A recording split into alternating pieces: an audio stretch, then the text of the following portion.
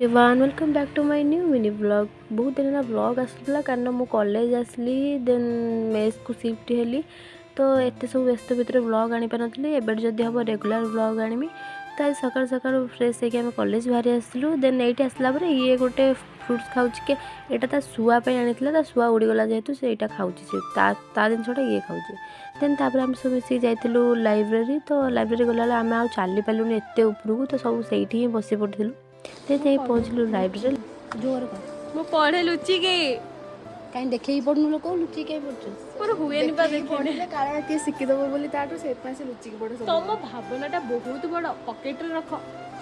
ଲାଇବ୍ରେରୀରୁ ବହି ଆଣି ସାରି ଆସିକି ପହଞ୍ଚିଲୁ କ୍ଲାସ୍ରେ। ଇଏ କ୍ଲାସ୍ରେ ବସିକି ନୋଟ୍ର ପଛପଟ ପଡ଼ୁଛି ଏତେ ପାଠ କେଉଁଠି ରଖି ବସିବେ।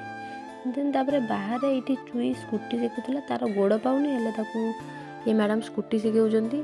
देन तापर ये सी सफा करूला सफा कला तार कि आक्टिंग देखु किसी मूड ना सफा कर आम 4टा बेले पलि आसलु रूम को आसला बेले वर्षा बहुत जोर होता ये मैडम एमती वर्षा भिजुले देन आसी खाई तो आज दिन ब्लॉग टी मोर एमती किसी था। जब ब्लॉग टी भल लगे लाइक शेयर सब्सक्राइब निश्चय करेंगे। Thanks for watching.